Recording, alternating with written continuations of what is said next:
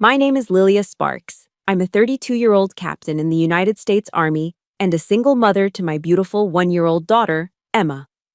Life isn't anything like I thought it would be, but in some ways, it's better. A little over a year ago, an unexpected betrayal blew my world apart, leaving me to pick up the pieces alone while preparing to welcome my baby girl. In those first few weeks after Mark left, I felt like I was drowning. Every time I closed my eyes, I saw his face, heard his voice echoing those terrible words.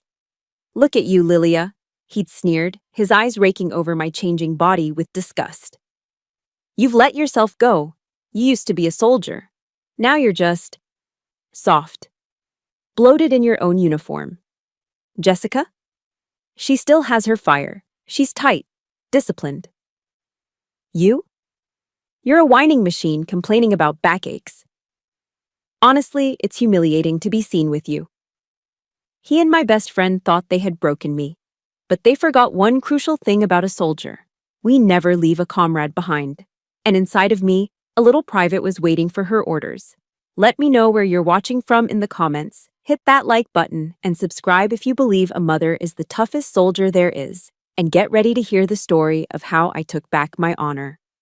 The slam of the front door was a detonation, and in the blast radius, there was only silence. A thick, ringing silence that filled the space where Mark's voice had just been, a void where my world used to be. I didn't cry. I didn't scream. I just stood there, frozen in the middle of our living room, a statue in olive drab. My ears buzzed with a high-pitched whine, the sound of shock setting in. The only other noise was the tick-tock of the grandfather clock in the corner, each swing of its pendulum a heavy metallic beat. Tick-tock. It sounded like a time bomb, counting down to... what? The final collapse? I looked down at my army combat uniform, the digital camouflage pattern suddenly feeling like a costume. The fabric felt coarse and foreign against my skin. His words played on a merciless loop inside my head, each syllable a piece of shrapnel. Bloated in your own uniform. Soft. Humiliating. For the first time in my life, the uniform that symbolized my honor, my strength, my entire identity, felt like a shroud of shame. This uniform had carried me through basic training, through officer candidate school, through deployments where the North Carolina heat felt like a cool breeze. It was my armor. But tonight, standing on the battlefield of my own home, it only magnified my defeat. He had seen me at my strongest, covered in mud and sweat, leading my platoon through grueling exercises. And now, he saw me as this, defeated. A soldier who had lost her own territory without a single shot being fired. The quiet, curated life we'd built in this little house just outside Fort Bragg had become an occupied zone. And I was the lone casualty left behind. My legs felt like lead, but some detached part of my brain issued an order, move. I staggered toward the master bathroom, my hand tracing the wall for balance. Maybe cold water, maybe the shock of it on my face would clear the fog, would wash away the filth of his words. The bathroom had always been my sanctuary, the one place where I could shed the rank and the responsibility and just be Lilia. I reached for the chrome faucet, my reflection a pale, blurry shape in the mirror. And then I stopped. My breath hitched in my chest. There, on my hairbrush, resting on the marble countertop, was the evidence. My brush. The one I used every morning. Tangled among my own dark blonde strands were several others. Long, silky, unmistakable strands of platinum blonde hair. Jessica's hair. A wave of nausea, so violent it made my vision swim, rose from the pit of my stomach. It wasn't just that he'd been with her. It was that he'd brought her here, into our home, into my space. They had stood here, in this room, probably laughing. She had likely used my brush, looked at herself in my mirror, her scent lingering in the air long after she was gone. The casual intimacy of it was more brutal than any confession. This wasn't just a betrayal. This was a calculated invasion, a quiet, deliberate act of psychological warfare designed to erase me from my own life. The revulsion was so complete, so absolute, that I had to brace myself against the vanity to keep from collapsing. My knees gave out anyway.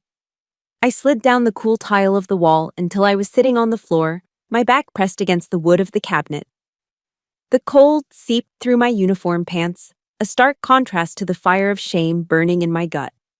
I wrapped my arms around my belly, a primal protective gesture. And in the suffocating silence, I felt it. A tiny, insistent flutter from within. A gentle kick. It was the only sign of life in a world that had just died. A signal from my little private, my subordinate, my mission. The impulse to call my mom was immediate, a desperate cry for comfort. But I crushed it just as quickly. I couldn't let her hear the fracture in my voice. I couldn't bear for her own heart to break over the phone, hundreds of miles away. She would worry herself sick, and right now, I didn't have the strength to manage anyone else's pain. My fingers, trembling, scrolled through my contacts, past friends, past colleagues, until they landed on a number I had saved as a professional requirement, but never ever thought I would use. The Military Family Support Hotline. I dialed. A voice, calm, steady, and anonymous, answered on the second ring. "You've reached the family support line. How can I help you?" I didn't give my name. I didn't give my rank. I just held the phone to my ear, the cold plastic a small anchor in the darkness. My voice came out as a ragged whisper, barely audible. I don't know what to do next." The voice on the other end didn't push, didn't pry. It just waited, a patient presence in the storm. That calm professional voice became my only lifeline in the long, dark hours that followed. I don't know how long I sat there, but eventually the first gray fingers of dawn began to push through the small bathroom window, casting long shadows on the floor. With the light came a change. The paralysis was gone. In its place was the cold, sharp clarity of a soldier assessing a compromised position. I would not stay here. I would not spend another second in a territory that had been so thoroughly defiled. I pushed myself to my feet, my joints aching. I walked into the bedroom and pulled my olive-drab duffel bag from the top of the closet. I didn't pack with emotion. I packed with efficiency. Birth certificate, social security card, military IDs, a few sets of loose-fitting civilian clothes, my copy of What to Expect When You're Expecting, its pages dog-eared and worn. Essentials only. Before I walked out, my eyes landed on our wedding photo on the wall by the door. Us, smiling in our dress blues and white gown, the picture of a perfect military couple. I took the frame off its hook. For a moment, I felt the urge to smash it, to watch the glass shatter into 1,000 pieces, just like our life had. But I didn't. Violence was his language, not mine. Instead, I turned the frame over and simply placed it, face down, on the polished hardwood floor. A quiet, final, definitive act. My mission here was over. The order to withdraw had been given. The drive to my mom's house was a blur. I don't remember the traffic on the all-American freeway or the familiar turn onto her quiet, tree-lined street. But I remember the feeling of the tactical retreat being complete. I had established a secure fallback position. Now, sitting in the safety of my childhood bedroom, surrounded by the ghosts of a simpler time, my old high school track trophies collecting dust, a faded Bon Jovi poster still on the wall, I could finally begin the damage assessment. In the military, after every mission, we conduct an after-action review. We analyze what went wrong, identify enemy tactics, and learn. As the shock from the night before began to recede, my training kicked in. The raw, screaming pain was still there, but it was background noise. In its place, a cold, analytical part of my brain took over. I needed to understand the enemy. I needed to map out the invisible bullets that had been hitting me for years. My first piece of intel was Mark's obsession with comparing me to Jessica. It played back in my head now not as casual comments, but as a systematic campaign. "You should learn to relax more, like Jess," he'd say on a Saturday when I was planning our week. "She knows how to just live a little, not be so wound up." The implication was clear. I was rigid. I was no fun. Or the time I bought a simple black dress for a formal military ball. I thought I looked sharp, professional. He'd looked me up and down, a slight frown on his face. "It's a little severe, don't you think?" he'd remarked. A little too Captain Sparks. They weren't suggestions. I see it now. They were strategic strikes against my confidence, designed to plant a seed of doubt that the very core of who I was, a disciplined, focused soldier, was fundamentally unlovable. He was trying to convince me that my strength was a weakness. And then there was Jessica, my supposed ally. The memories of her were now painfully clear, like a photograph brought into sharp focus. I remembered our shopping trips to the Cross Creek Mall. I'd be looking for practical clothes, and she'd steer me toward racks of tight dresses and low-cut tops. "You have to show Mark you're still a woman, not just a captain," she'd said once, holding up a bright red dress that was entirely not me. "Let him know you've still got it." At the time, I thought it was just friendly advice. I felt a lump of shame form in my throat as the truth hit me. She wasn't my ally. She was his. She was reinforcing his narrative, making me the problem that needed fixing. She was subtly validating his complaints that I was too serious, too much of a soldier. She was helping him build the case for my dismissal long before I even knew I was on trial. I stood up and walked to the window, looking out at the familiar oak tree in my mom's front yard. The anger was a slow, cold burn now, the kind that fuels purpose. I thought back to one summer evening, a backyard barbecue we hosted. The air was thick with the smell of charcoal and cut grass. I was at the grill, flipping burgers and hot dogs with practiced efficiency. Mark, beer in hand, called out to the crowd. "Watch out, everyone. Captain Sparks is running this grilling operation with military precision. Don't you dare put the ketchup in the wrong spot, or she'll have you doing push-ups." Everyone laughed. It was a good-natured, hearty laugh. Even I managed a tight smile, though a small, uncomfortable knot had formed in my stomach. At the time, I dismissed it as him just being goofy. But now, I saw it for what it was. A public performance designed to gently mock my identity. In front of my peers and his, he had reduced my rank, my career, to a punchline about grilling hot dogs. He was trivializing my authority, turning my competence into a joke. It was gaslighting disguised as humor. The most painful realization, the one that felt like a direct hit to the chest, was the memory of Germany. A promotion. A command position at Patch Barracks in Stuttgart. It was a dream assignment, the kind of career move I had been working toward for years. The orders were almost in hand. But Mark had convinced me to turn it down. I could still hear his voice, thick with manufactured emotion. "I can't do long distance, Lilia. I just can't live without you," he'd pleaded.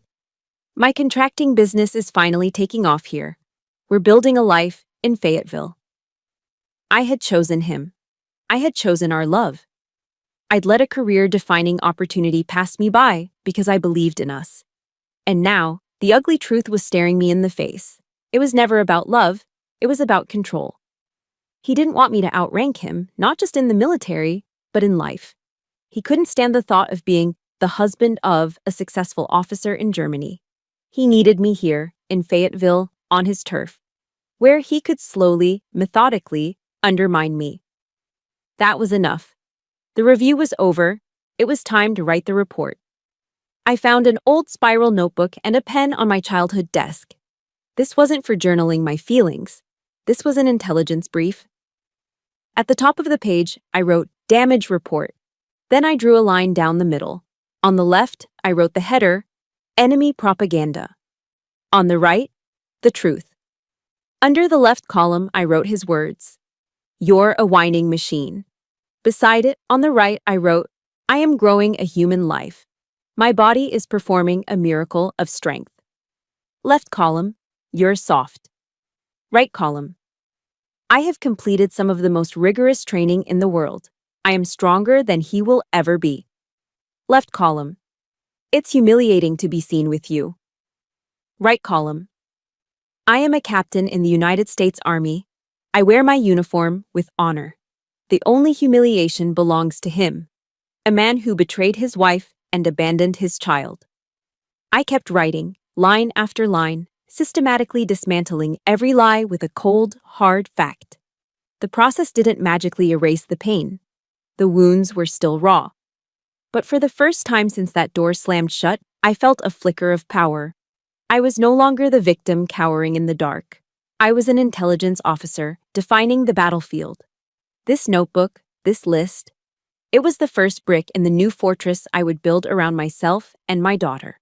The fortress of my own damn honor. I had identified the enemy and their tactics. Now, what was the operational plan? The operational plan began, as all military operations do, with establishing a clear chain of command. Chaos thrives in a vacuum of leadership, and I refused to let chaos win.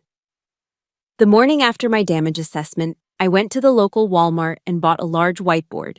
Back in my childhood room, I mounted it on the wall opposite my bed. This was my new command center. At the top, in bold black marker, I wrote, Mission, Motherhood. Below that, I established my chain of command. I was Commander-in-Chief. My mother, bless her heart, was appointed Logistics Commander in charge of morale and nutrition, a role she accepted with a determined nod and a fresh pot of coffee. My next call was to the base JAG office to schedule an appointment. The lawyer assigned would become my Chief of Legal Operations. With the command structure in place, I laid out the mission objectives. They were clear, concise, and actionable. 1. Secure financial stability. 2. Finalize divorce proceedings. 3. Prepare for Operation Emma. Just seeing the swirling vortex of my pain organized into a neat, numbered list gave me a desperately needed sense of control. I was no longer a victim adrift. I was a commander executing a plan. The first front was financial. I drove to our local USAA branch, the bank that serves military families. The place was calm, orderly. I sat across from a kind-faced bank teller named Brenda and stated my purpose with military professionalism. I need to close a joint checking account and open a new one under my name only. She nodded, her expression neutral, as she typed, Of course. May I ask the reason? My husband and I are separating, I said, my voice even, betraying nothing. But under the desk, my hands were balled into fists so tight my knuckles were white. It was one thing to know it, another to say it out loud to a stranger, to make it official in the cold, hard world of finance. That's when the real horror began. As Brenda pulled up our records, her polite smile faltered. Ma'am, she said gently, there are several recent debts tied to this joint account, a personal loan, and the credit card is maxed out. A cold dread, sharp and sudden, pierced through my carefully constructed composure. I felt a wave of panic threaten to pull me under. He hadn't just left. He had scuttled the ship on his way out. He'd not only taken our savings, but he'd also deliberately chained me to a mountain of debt. For a single, terrifying moment, I couldn't breathe. But then, discipline took over. Panic is a luxury a soldier can't afford. For the next 2 days, my mom and I sat at her kitchen table, surrounded by stacks of paper. We went through every bill, every statement. I called each creditor. I didn't cry or plead. I stated the facts, explained the situation, and negotiated payment plans with the same dispassionate tone I'd used to coordinate a supply drop. The next day, I took the diamond necklace Mark had given me for our anniversary to a pawn shop. I watched the jeweler examine it under a loupe without a single pang of regret. This isn't jewelry, I told my mom as I put the cash in my new bank account. It's capital for reconstruction. The next battle was fought on the social front. As an officer's spouse, I was required to attend a monthly gathering for the Family Readiness Group.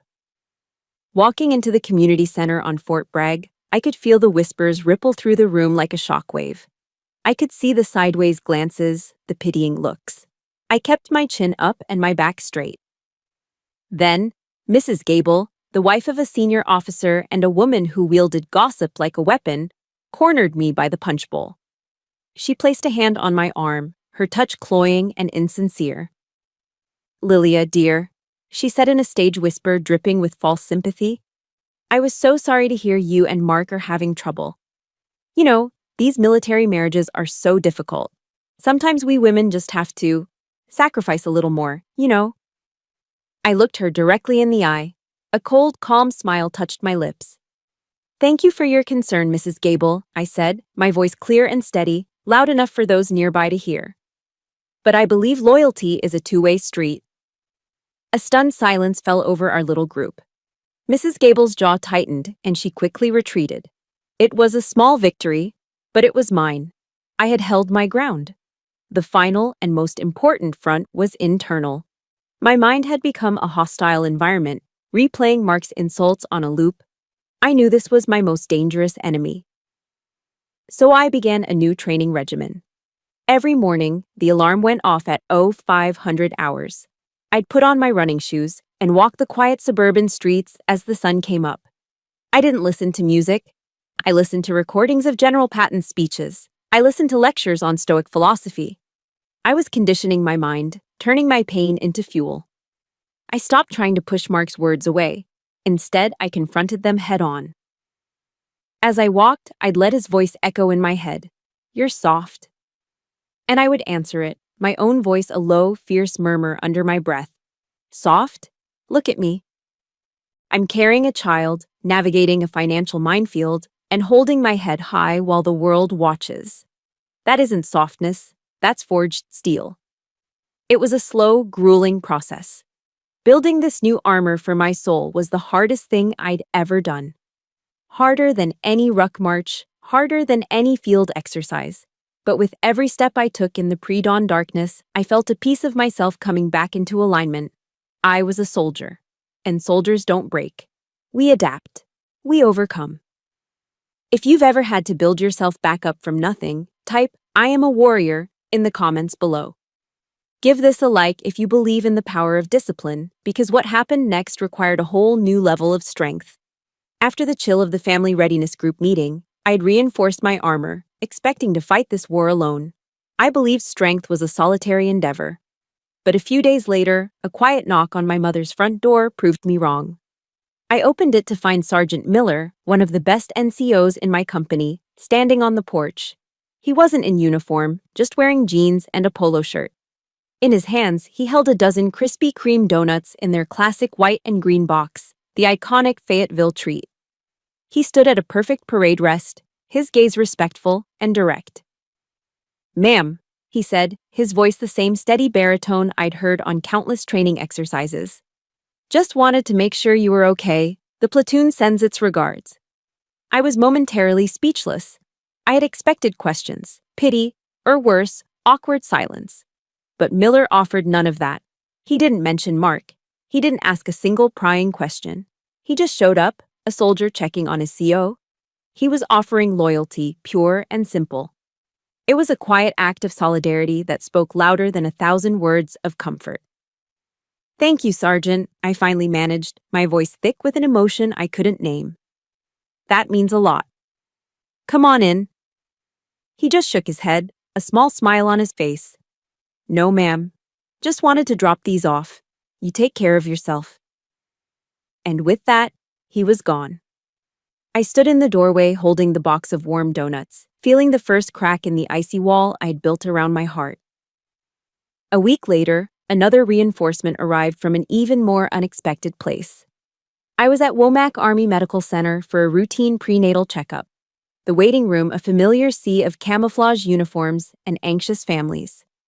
I sat down next to an older gentleman, his face deeply lined and his eyes holding a quiet wisdom. He wore a worn Vietnam veteran baseball cap. He glanced at my uniform, then at my swollen belly, and a gentle smile touched his lips. We started talking, the easy conversation of two strangers who share a common language. In a moment of vulnerability I still don't quite understand, I found myself telling him a sanitized version of my story. A difficult separation, the challenge of facing motherhood alone. He listened without interruption, his gaze never leaving mine. When I finished, he was quiet for a long moment. Then he said, "Daughter, in a war, the worst thing isn't the enemy's bullet. It's the betrayal of a brother in arms. But you listen to me. A good soldier is never defined by one lost battle, but by how they get up and continue the fight. Your mission now," he said, nodding toward my belly, "is the most important one you will ever have. Don't you let anyone tell you different." I hadn't realized how much I needed to hear that, to have my new reality validated by someone who understood the language of duty. I never got his name, but his words became a permanent part of my arsenal. While I was finding support in unexpected places, my mother was mobilizing her own troops. My mom, a practical Southern woman, knew I didn't need pity. I needed a support system. She secretly got on the phone with a few of her closest friends and some of the more seasoned, no-nonsense army wives she trusted. The next Saturday, I walked into the living room to find it filled with these incredible women.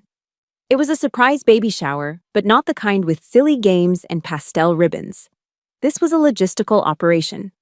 On the coffee table were stacks of frozen, home-cooked meals, casseroles, lasagnas, soups, each labeled with heating instructions. There was a mountain of diapers and wipes and gift cards to Target and Walmart. Best of all, they handed me a calendar, a sign-up sheet with names and numbers, a rotating schedule of women offering to babysit so I could get a few hours of sleep or just take a shower in peace once the baby arrived. It was love, expressed not in platitudes, but in practical, life-saving action. I was so overwhelmed with gratitude that I finally, truly cried.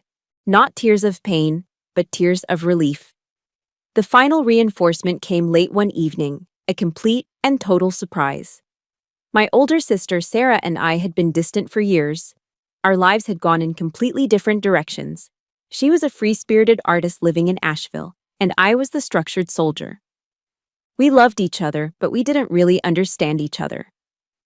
But that night, her beat-up Subaru pulled into the driveway. She had driven 5 hours without calling.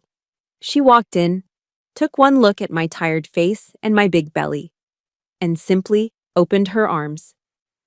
There were no apologies for the years of infrequent calls, no grand speeches. She just hugged me tight and whispered, "You're not in this fight alone. I'm here." That night, we sat on the floor of my room, surrounded by baby clothes, folding tiny onesies, and matching even tinier socks. We didn't talk about Mark or the betrayal. We just worked, side by side, the quiet shared task, mending the frayed edges of our own relationship. In the comfortable silence, I realized that support doesn't always come from where you expect it. Sometimes it shows up on your doorstep after a 5-hour drive, ready to help you fold laundry for a battle you thought you had to face all by yourself. With my new support unit in place, I thought I was ready for anything. I was wrong.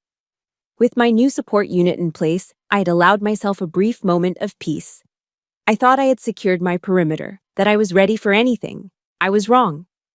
The first barrage came not from a direction I was watching, but from the one place I couldn't defend: the court of public opinion. It was a Tuesday morning. My sister Sarah, who was still staying with me, walked into the kitchen with a grim look on her face, her phone in her hand. "Lilia, you need to see this." She showed me a Facebook post from Mark. It was long, eloquent, and sickeningly manipulative. He never used my name, but he didn't have to. He wrote about the heartbreak of a difficult marriage, about trying his best to support a wife struggling with the psychological shifts of pregnancy. He painted a picture of himself as a devoted husband, tragically pushed away and forced to seek solace elsewhere. The post was filled with comments from people who didn't know the truth, offering him sympathy. "Stay strong, brother. Her hormones are probably out of control. You did all you could." The post ended with the ultimate sanctimonious flourish. "I just pray she finds her peace." I read every word, and the air left my lungs. It felt like being suffocated. He hadn't just betrayed me, now he was trying to steal my story. He was taking my pain, twisting it, and wearing it as a badge of honor for his own public redemption. He was gaslighting an audience of hundreds, painting me as unhinged and himself as the noble, suffering victim. The sheer audacity of it was breathtaking. How dare he? The second wave of attack came a few days later. My phone buzzed with an unknown number. Against my better judgment, I answered. It was Jessica. Her voice was a pathetic, watery sob. "Lilia, I am so sorry," she wept into the phone. "I made a terrible mistake. I was so lonely. And Mark, he was too. We just found each other in a moment of weakness." She took no real ownership. Instead, she spun a tragic tale of two poor, lost souls who had tragically fallen into each other's arms. It was a performance worthy of an Oscar. Then came the real purpose of her call. But I see now that he still loves you, Lilia. Can't you find it in your heart to give him another chance? For the baby? I listened to the entire charade in dead silence. The woman who had encouraged me to change myself for him, who had helped lay the groundwork for my own destruction, was now asking me to sacrifice myself again for his benefit. The memory of the Vietnam vet's words echoed in my mind. The worst thing isn't the enemy's bullet, it's the betrayal of a brother in arms. When she finally paused for breath, my voice was unnaturally calm. Jessica, your apology isn't for me. It's for whatever is left of your conscience. Don't call me again. I hung up before she could respond, my hands steady but my heart hammering against my ribs. A manipulator never apologizes. They just change their tactics. The final full-scale assault arrived by certified mail a week later. It was a thick envelope from a law firm in downtown Fayetteville. My hands trembled as I tore it open. It was an official letter from Mark's attorney, a legal ultimatum. The demands were so brazen, so utterly contemptuous, that I had to read them twice. He was demanding the right to be in the delivery room. He was demanding 50-50 shared custody of our daughter. And the master stroke, he was demanding that I be ordered to attend mandatory psychological counseling to prove my emotional stability as a mother. I sank onto the edge of my bed, the papers shaking in my hand. He was using the very narrative he had created, the story of the unstable pregnant woman, as a legal weapon against me. This wasn't about our daughter. This was about power. It was a coordinated, three-front war. Public opinion, emotional manipulation, and now, legal intimidation. He was trying to exhaust me, to bleed me dry emotionally and financially, until I had no choice but to surrender. And for a terrifying moment, it almost worked. The weight of it all felt crushing. That night, I couldn't sleep. I stood in the bathroom, staring at my reflection in the mirror. I saw a tired, pregnant woman with dark circles under her eyes. The echo of Mark's voice returned, whispering its poison. Soft, bloated, humiliating. I looked at the curve of my belly, the new lines on my body, the exhaustion etched onto my face. But this time, something was different. I leaned closer to the mirror, looking past the fatigue, deep into my own eyes, and I saw it. A flicker of light in the darkness. The pilot light of a soldier's spirit that had never been fully extinguished. The same fire that had gotten me through scorching marches and sleepless nights in the field. It was still there. I placed a hand protectively over my stomach, over the tiny life that depended on me entirely. I looked my reflection dead in the eye, and I made a vow. Not to myself, but to her. They will not win, I whispered, my voice low and fierce. I promise you, Emma, they will not define us. They will not write our story. We will write it ourselves. It wasn't a comforting mantra anymore. It wasn't a hopeful prayer. It was a battlefield commission, a declaration of war. My vow in the mirror was a declaration of war, but a soldier knows you don't charge blindly into battle. You wait, you watch, you choose your ground. As it turned out, I didn't have to wait long. The enemy brought the battle directly to me. It was a Saturday afternoon, the busiest time of the week at the Fort Bragg PX. The massive post exchange was a universe of its own, buzzing with the controlled chaos of soldiers and their families.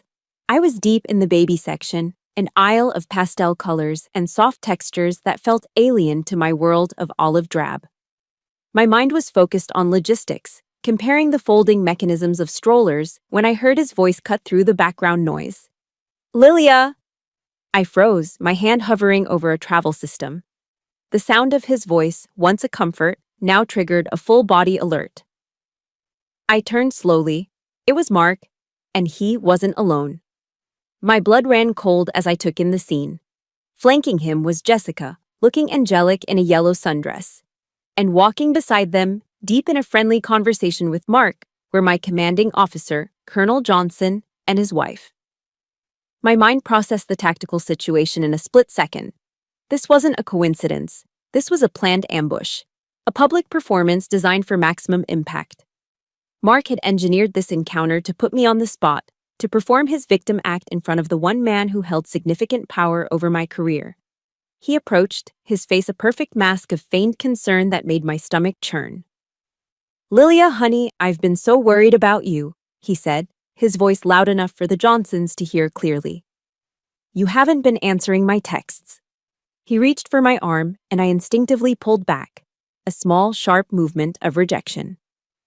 Colonel Johnson's polite smile tightened as he registered the tension. This was exactly what Mark wanted, to make me look reactive. Before I could formulate a response, Mark turned to my CO, his expression shifting to one of profound sadness. Sir, he began, shaking his head as if burdened by a great weight. I'm just so worried about my wife. She's going through a lot. She won't let me be involved in the preparations for our daughter. Jessica, on cue, stepped forward, her eyes glistening with unshed, manufactured tears. We just want to help, sir, she said, her voice trembling delicately. Lilia is under so much stress, and we're afraid she's pushing everyone who cares about her away. I could feel the energy in the aisle shift. The eyes of people nearby were turning toward us. I could hear the silent judgments forming. They were painting their picture with brutal efficiency. Mark, the caring, rejected husband. Jessica, the concerned friend. And me, the unstable, irrational pregnant woman. The narrative from his Facebook post, brought to life. I felt a surge of white-hot rage, but beneath it, the cold, clear memory of my promise to my daughter echoed. They will not write our story. I took a slow, deliberate breath, letting it out evenly. The time for dignified silence was over. That was a peacetime strategy. This was war. I turned my body to directly face Colonel Johnson, giving him my full attention, my posture shifting into the respectful but confident stance of an officer addressing a superior. I looked past Mark and Jessica as if they were background scenery. Colonel Johnson, sir, I began, my voice perfectly level and calm. The contrast with their high-strung emotional display was immediate. I appreciate your concern. However, I need to clarify that this situation is not a marital issue. I let the words hang in the air for a moment. This is a matter of honor and loyalty. Then I turned my head slowly, my eyes locking onto Mark's. His faux concerned expression faltered. My voice dropped, losing all warmth, becoming as cold and hard as steel. You want to be involved? I asked, my tone laced with contempt. You deserted your post, Mark. You abandoned your unit at the most critical time. A sharp intake of breath rippled through the onlookers. The language I was using was deliberate, a dialect every person in that building understood. It was our language. Mark's face paled. He opened his mouth to sputter a defense, but I cut him off, my voice rising just enough to command the space. You want to help?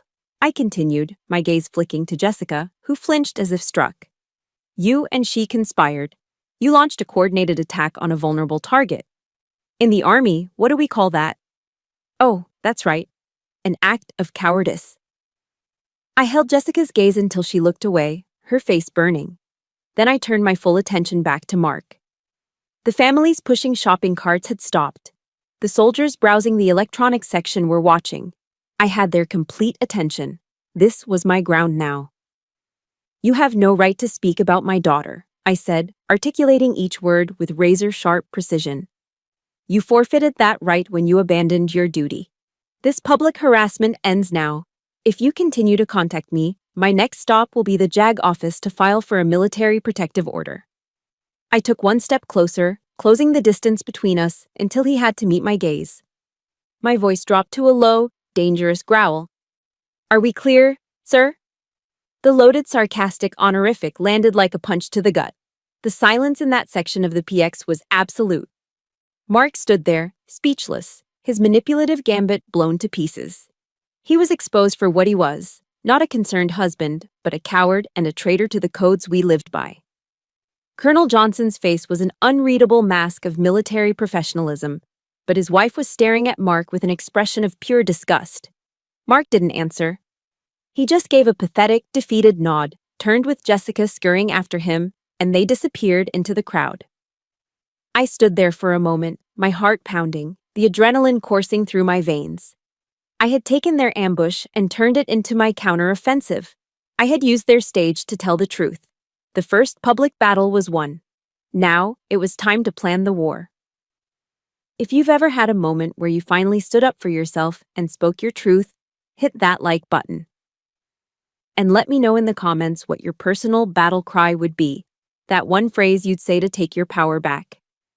The fallout from the PX confrontation was immediate.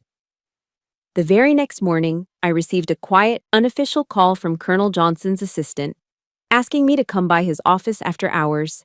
He didn't mention the scene at the PX, but he gave me a name and a phone number written on a slip of paper. Brenda Russo, he said, best damn divorce attorney in Fayetteville, specializes in military cases. Tell her I sent you. It was a discreet act of support from my commander, a clear signal that he had seen through Mark's performance. The first public battle was won, and it had yielded a powerful new ally. My first meeting with Brenda was a three-way conference call with the JAG lawyer. I laid out the entire situation, from the initial betrayal to the financial sabotage to Mark's legal ultimatum. I presented the facts with the precision of a mission briefing. Brenda, a sharp, no-nonsense woman in her 50s, listened intently. When I finished, a grim smile touched her lips. Captain Sparks, she said, her voice like gravel, they made a critical error. They cornered a soldier, and soldiers, when cornered, fight back. From this moment on, we are no longer on the defensive. We are going on the offensive. That single statement shifted the entire dynamic. The fear and anxiety that had been clinging to me began to evaporate, replaced by a focused, tactical calm. Back in my command center, my childhood bedroom, I erased my old whiteboard and drew up a new one. Campaign map. Under Brenda's guidance, our objective was clear. We need to prove 3 things, she had instructed. 1, he is financially irresponsible. 2, he has a pattern of immoral conduct. And 3, he has willingly abdicated his role as a father. Your word isn't enough. We need an arsenal of evidence. So I began to gather intelligence. For days, I lived and breathed documents. I compiled bank statements showing the drained savings account and the maxed-out credit cards. I printed out old emails and text messages, the ones I had once found merely annoying, but now saw as clear evidence of his manipulative gaslighting. I made a discreet call to Sergeant Miller, who was more than willing to gather signed statements from the soldiers who had witnessed Mark's public harassment at the PX. Each document, each statement was another round of ammunition. The nights were for study. I started reading about high-profile divorce cases, about legal strategy. I found myself drawn to the writings and dissents of Supreme Court Justice Ruth Bader Ginsburg. Her tenacity, her unwavering belief in using the law as a tool for justice, became a source of inspiration.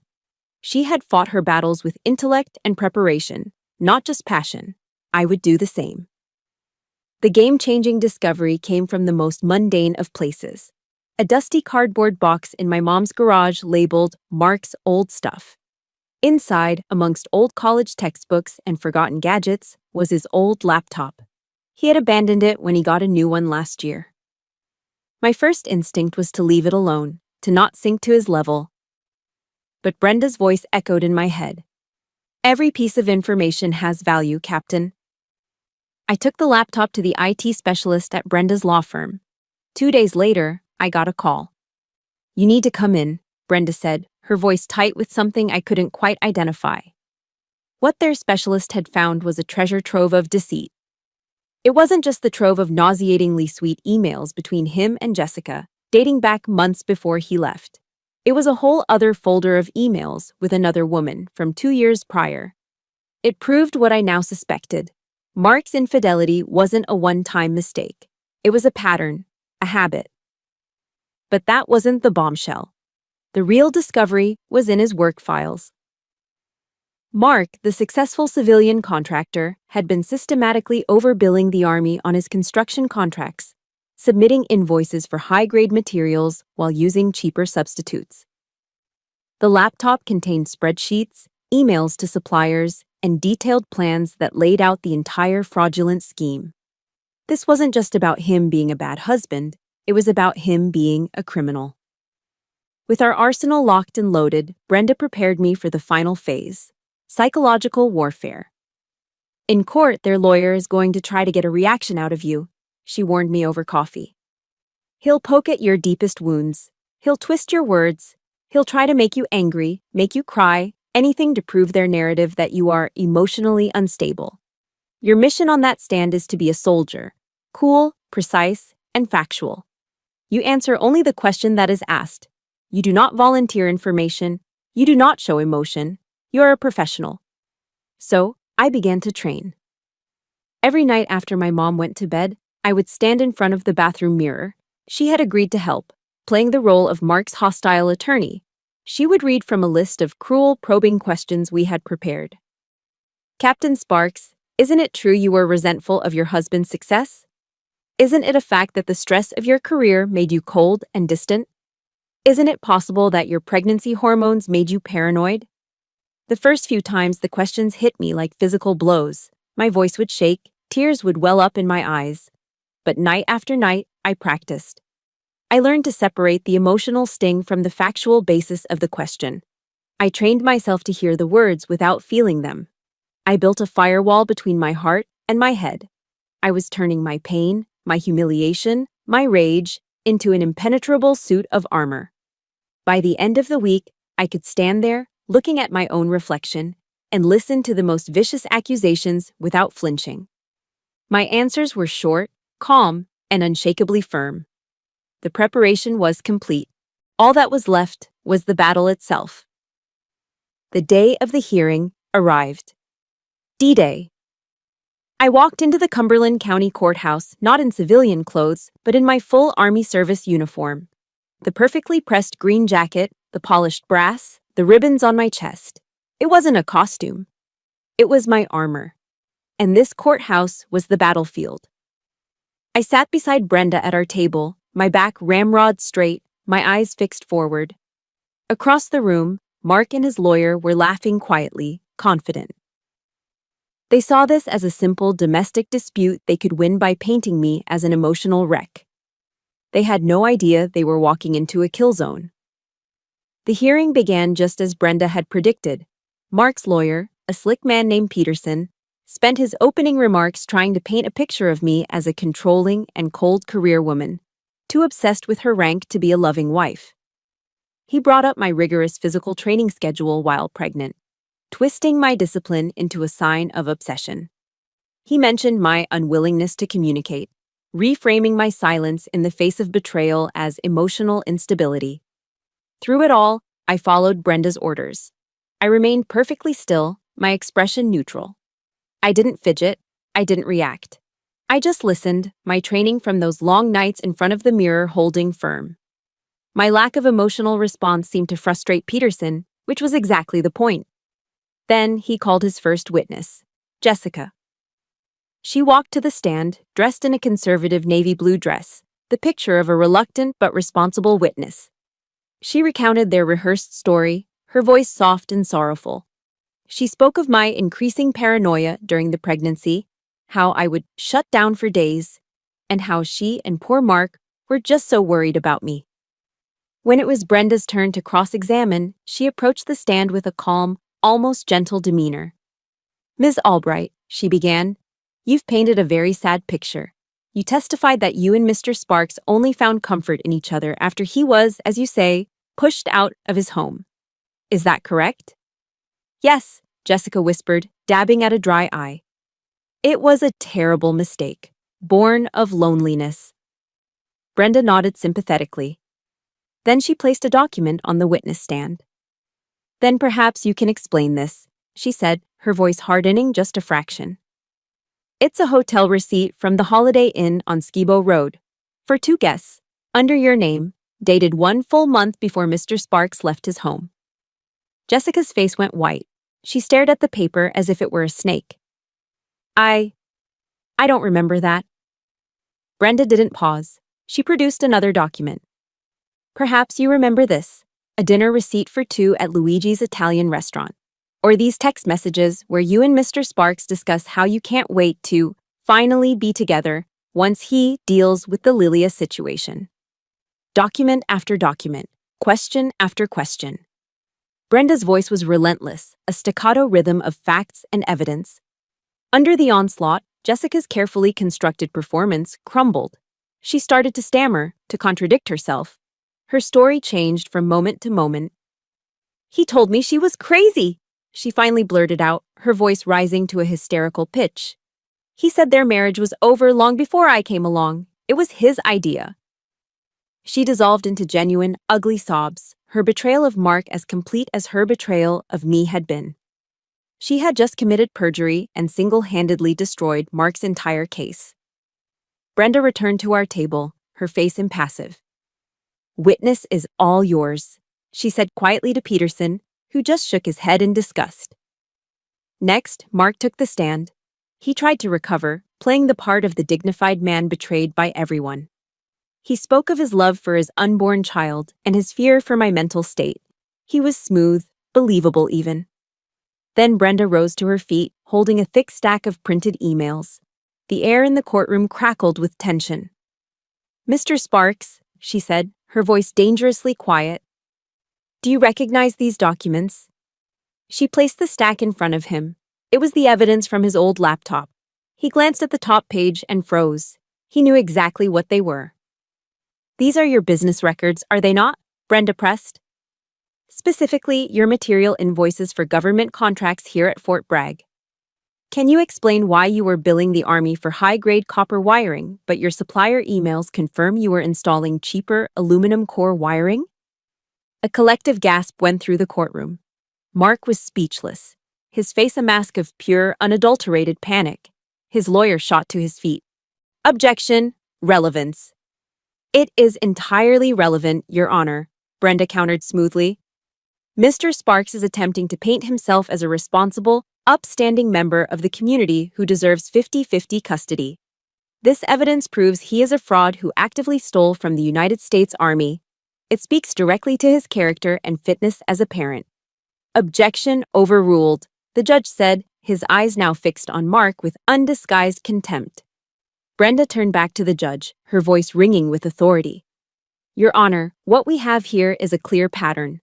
A pattern of systematic infidelity, of financial abuse against his pregnant wife, of professional fraud, and a complete and total abandonment of his responsibilities as a husband and father. My client's requests are simple: sole legal and physical custody of her daughter and a permanent restraining order. He has proven he is a danger not only to her financial and emotional well-being, but also to the very integrity of the community he claims to be a part of." The room was utterly silent. Mark's lawyer tried to object again, but he had nothing left to fight with. The judge, a retired Army colonel himself, looked down at Mark from the bench, his face a thundercloud. He didn't need to deliberate.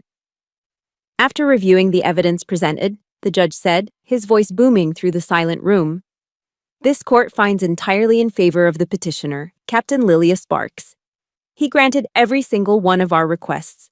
Sole custody, the restraining order, everything. Bang." The sound of the gavel was the loudest thing I had ever heard. It was the sound of a war ending. I didn't feel joy. I didn't feel triumph. I just felt the colossal weight that had been sitting on my shoulders for months suddenly, miraculously, lift. I closed my eyes and took the first deep, truly free breath I had taken in a very long time. It was over. The relief I felt when the judge's gavel fell wasn't joy. It was a sudden, unnerving silence after a long bombardment. My mom and sister hugged me outside the courtroom, their faces beaming with pride and victory. They wanted to go out for a celebratory lunch, but I just shook my head.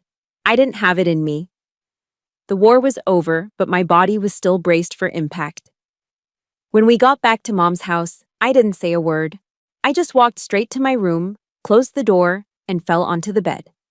I slept for 14 hours straight, a deep, dreamless, and utterly exhausted sleep. When I finally woke up, the late afternoon sun was streaming through the window. For a moment, I felt nothing. Not happiness, not anger, not even sadness. Just a profound, hollow emptiness. The war had been my entire focus for so long. Every waking moment had been dedicated to planning, preparing, and fighting. Now that it was over, there was just quiet. I finally understood that victory in a war like this doesn't feel like a celebration. It just feels like the end of pain. And in the silence that follows, you have to figure out who you are without the fight to define you. There was a quiet grief in that, a mourning for the life I thought I would have, for the person I was before the battle began. A few days later, while scrolling through my emails, I saw a name that made my stomach clench. Eleanor Sparks, Mark's mother. I almost deleted it without opening, but some impulse made me click. The email was short, just a few lines. Lilia, I've heard about what happened in court. There are no excuses for what Mark has done. I just wanted to say I'm sorry for the extra pain I caused you. I was wrong to blindly believe my son. I wish you and the baby nothing but the best. I read it over and over. It didn't change anything. It didn't erase the hurtful things she had said to me, the blame she had placed on my shoulders in the beginning. But it was an acknowledgement, a surrender. It was the confirmation I didn't know I needed, that I wasn't crazy, that the injustice was real. I sat there for a long moment, then I dragged the email to the trash folder and emptied it. Some doors just need to be closed and locked for good. I didn't need her validation to move forward anymore. The final ghost of the past appeared a few weeks before my due date. I was at the coffee scene downtown, treating myself to a decaf latte and trying to finish a book when the hair on the back of my neck stood up. I looked up and saw him standing there. Mark. He looked diminished. He had lost weight, and there were dark circles under his eyes that made him look 10 years older. The arrogant swagger was gone, replaced by a weary hesitation. He wasn't the monster from my memory anymore. He was just a sad, broken man. He didn't approach my table, just stood a few feet away, as if held back by the invisible line of the restraining order. I know I'm not supposed to be here, he said, his voice quiet, raspy. I'll leave, I had to say it. I'm sorry, Lilia. For everything. There was no manipulation in his voice this time, no hidden agenda, just the flat, empty sound of defeat. I looked at the man I had once loved, the man I had planned a future with, the man who had shattered my world, and I felt nothing. Just a vast, calm distance. The rage was gone, the pain had faded. He was a stranger. I accept your apology, Mark, I said, and the words felt true. Not for you, for me. I need to move on. I gathered my things, my movements slow and deliberate. I wish you the best. I stood up, walked past him without another glance, and left him standing alone in the middle of the coffee shop, a relic of a war that was already over. Forgiving him wasn't about letting him off the hook. It was about me letting go of the anchor that was holding me to the past. It was my final act of liberation. That night, I walked into my room and stood before the whiteboard, my campaign map. It was covered in black and red ink. Objectives, timelines, enemy weaknesses, my own strengths. It was the architecture of my survival, the blueprint of my war. I picked up the eraser. With slow, sweeping motions, I wiped it all away. The legal strategies, the lists of evidence, the names of my enemies. I kept wiping until the board was a perfect, pristine, empty white. The battle was over. The battlefield was cleared. It was time for a full and total disarmament. My campaign against Mark and Jessica was finished. But my life's most important mission was just beginning. I uncapped a new blue marker. In the center of the clean white space, I wrote a single, new heading. Operation Emma. Commence. The real peace wasn't in the judge's verdict or in Mark's apology. It was here, in this quiet room. In the simple act of laying down my weapons and turning my face toward the future. A future that was waiting to be born. Operation Emma commenced on a rainy Tuesday in March, my D-Day. When the first contractions began, there was no panic. The soldier in me took over. I timed them, breathed through them, applying the same calm focus I'd used to navigate a minefield. My mom and sister, my loyal support unit, were right there with me, a steady presence in the storm. The labor was long and grueling, a marathon of pain and endurance that tested every limit I had. But I approached it not as a patient, but as a soldier on her final, most critical mission objective. And then, at 3:14 in the morning, she was here. The moment I heard her first cry, a strong, clear, furious sound, The world shifted on its axis. The nurse placed her on my chest, this tiny 7-pound miracle, and every memory of pain, every ghost of betrayal, every ounce of anger and humiliation simply dissolved. It evaporated into the sterile air of the hospital room, replaced by a love so pure, so overwhelming, it felt like the sun rising inside of me. I held my daughter, my Emma, and I knew in that instant that this love was powerful enough to heal any wound, to rebuild any fortress, to win any war. Those first few weeks were a beautiful, chaotic blur of sleepless nights and endless diaper changes. I was operating on pure adrenaline and instinct. I tried to apply a soldier's order to the beautiful mess of new motherhood. I created feeding schedules and sleep charts. But Emma, my new commanding officer, had her own ideas.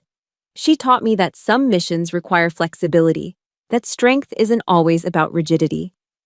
She taught me the quiet power of a gentle touch, the strategic importance of a lullaby. One night, rocking her to sleep in the quiet dark of her nursery, I looked down at her perfect, peaceful face, her tiny hand curled around my finger. Mark's words came back to me, not as a painful echo, but as a distant, ridiculous lie. Soft. Bloated. He was so wrong. I wasn't soft. I was a sanctuary. I wasn't bloated. I was a wellspring of life. I wasn't weak. I was a protector, a guardian, a fortress. I finally understood that love isn't a weakness. It's the ultimate form of strength. Life found its rhythm.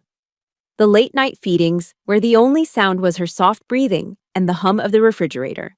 Her first real smile, a gummy, glorious grin that felt more rewarding than any medal. The day she rolled over for the first time, a small victory we celebrated with cheers and applause. The long walks around the neighborhood, her in the stroller, me pointing out the dogs and the flowers. Her first word, a happy little Dada, aimed at a picture of my own father on the mantelpiece, a moment that made my heart both ache and soar. When Emma was 6 months old, I knew I couldn't just keep this healing to myself. I had been given a gift, a second chance, and I had a duty to share it. I started a small informal support group on base. We met once a week in a quiet room at the community center. I called it Emma's Circle. It was a safe harbor for other military spouses, single parents, and anyone who felt adrift in the unique, often lonely, sea of military life. I never told my full story in detail. I didn't have to. My strength, my peace, my quiet confidence, they spoke for themselves. I just listened, offered support, and shared the most important lesson I had learned, that your worth is not determined by your relationship status or the opinion of others. It's forged in the fires you walk through and the love you build from the ashes. Which brings us back to today. It's a perfect North Carolina afternoon, a year later. Emma and I are at a park just off post. The sun is warm on my skin, and the air is filled with the sound of children laughing and the distant familiar roar of a C-130 flying overhead. Emma, now a fearless 1-year-old, is toddling across the bright green grass on unsteady legs, her face a picture of pure, unadulterated joy. She stumbles, falls onto her padded little bottom, looks at me with wide eyes, and then bursts into a fit of giggles before pushing herself back up to try again. I sit on a park bench, watching her. In this moment, Mark and Jessica are less than ghosts. They are nothing. They are irrelevant data from a mission debrief that happened a lifetime ago. My victory wasn't the day they were exposed in court. It wasn't the day the judge's gavel fell. My victory is this. This quiet, ordinary, magnificent moment. The warmth of the sun, the sound of my daughter's laughter, and a profound, unshakable peace in my own soul. I was a captain who was betrayed. I was a soldier who was abandoned. I was a woman who was told she was worthless, but I was never, for 1 second, defeated. I completed the hardest mission of my life. I came home. Thank you for listening to my story. My war on that front is over, but I know many of you are fighting your own battles every single day, in ways big and small. Remember that your greatest victory won't be in the courtroom or in the fight. It will be in the quiet moments of peace you build for yourself afterwards. In the comments, I'd be honored if you would share what your Operation Emma is, that one person or goal that gives you the strength to keep fighting. Please like this video and subscribe for more stories of strength and survival. Stay strong.